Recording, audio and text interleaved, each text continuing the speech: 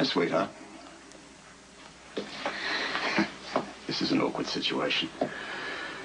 I guess there's a bit of explaining to do. Because if I don't, you're never going to understand what I'm doing. Oh, my God. It was all a lie, wasn't it? A boat explosion, or did you two just go off on some mission and then when she missed me, she decided to get in touch with me? Your mother doesn't know I'm alive.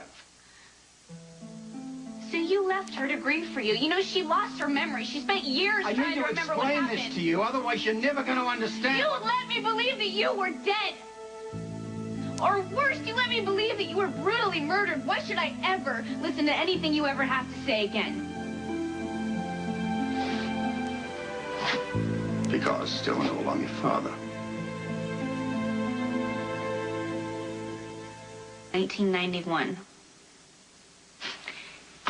Maybe it wasn't even real. Maybe it was just a part you were playing. But that man, my father, would have come back for me. I tried to.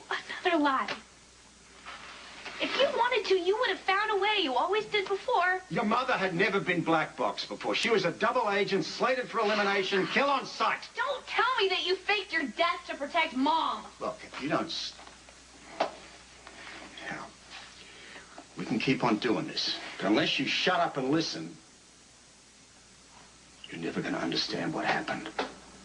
Now, I'll tell you a story, and then you can believe it or not. Fine. Tell me a story. You can say whatever you want, but it is not going to change how much I hate you. How's the temperature? It was steadily rising. Any idea how this started? The patient's father returned from Markham Islands with the pet chimp. I was close to a sick boy, and so was the chimp. And last night I had a fever and passed out, but it was nothing like this. I pays you because it could be... Yeah, it could be bacterial, viral, or rickettsial. Yeah, we're testing for that. Any numbness in extremities? Yes. Doctor, here are the test results. Negative on malaria. We need to run more tests. Okay. Okay, so I'm sorry that I accused you of faking this, and I'm even sorrier still that your daughter's sick. Thanks. I didn't think that the chimp was going to hurt her. I would have never brought him back if I thought there was even the slightest chance. Don't jump to any conclusions. Has the chimp been tested? No. Do you need any help with the chimp? Yeah, we could bring him to the lab. And I'll take you up on that. Okay. Come on, little buddy. We're going to go for a walk. What if the monkey is contagious? Then Dylan's exposed.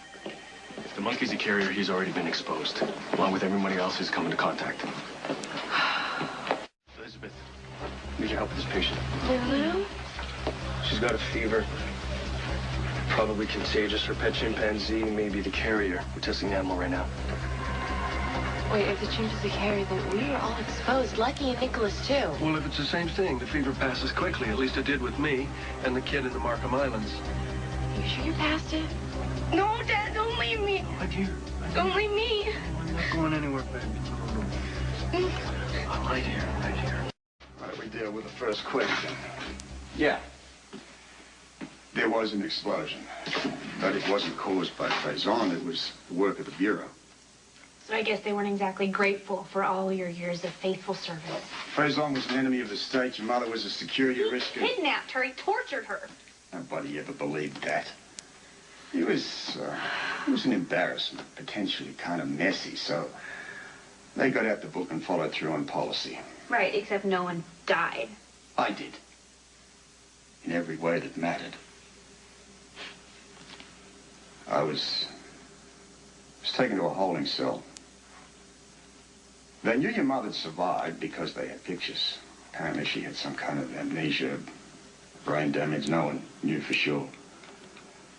But I was told unless I cooperated that they were going to kill her. I know that this was going to end up all along, that you were the hero. I had pictures of you, too. Oh, right, Dad. They were going to kill me. I was in junior high. What were they going to do, send a sniper to take me out on my way home from dance class? Nothing that dramatic. They would have just picked you up and brought you to a facility and used you as leverage. Because that's what you were. You were leverage. The daughter of a couple of suspected double agents. Ooh, there's a good bargaining chip. So you saved me, thanks. I took the deal. I transferred to covert ops and went about cleaning up the world, one dead body at a time. Sounds ominous. Killing people, my dear, is always ominous. But that's what I did for 11 years, where and when I was told. Talk about a small world. Excuse me? Someone I know is in your line of work. Isn't it ironic that my father and my...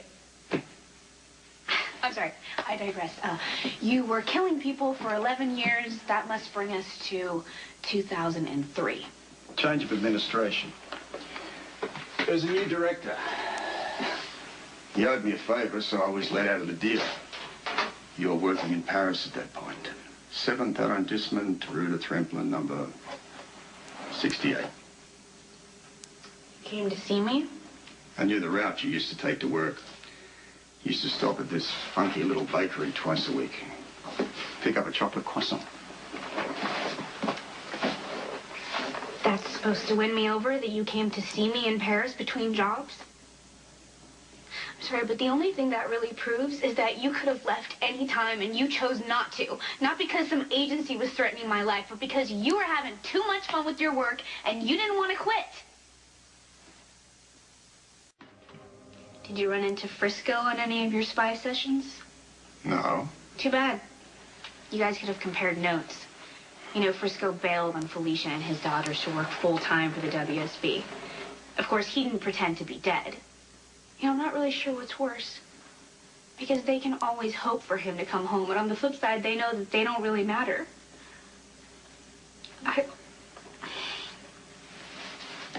I always thought that I mattered to you. Guess joke's on me. The Bureau kept you under surveillance for me. I have shots of you going to high school. Shots of you decorating a Christmas tree with my brother. Shot of you kissing some dark-haired boy in the park. Stone. The boy who gave you HIV. The boy who loved me. The guy I was supposed to spend the rest of my life with. HIV happened to both of us. And you weren't around for any of it, so I'd appreciate it if you don't start to judge me now. I have a copy of your blood test report showing that you were HIV. Remember the day I got it? I stared at it for hours. Hearing your voice in my head. Hearing you laugh. Hearing you tell me how much you wanted to be a dancer when you grew up. HIV is not a death sentence. I am aware of that.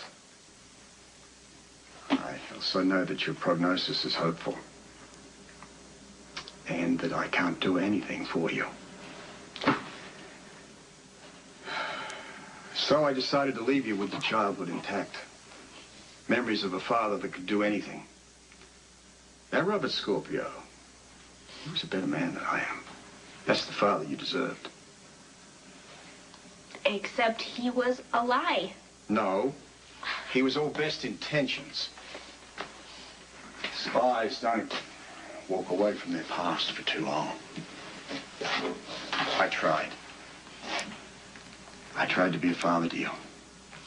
I'm not sure to this day whether I would have been better off walking out the door the moment I discovered I had a daughter. That way you could never have missed me. Well, look at it this way. All these convoluted explanations would be even harder to swallow if I hadn't grown up with you. I don't know if it matters at this point, but here, I have some documentation. Have a look at it.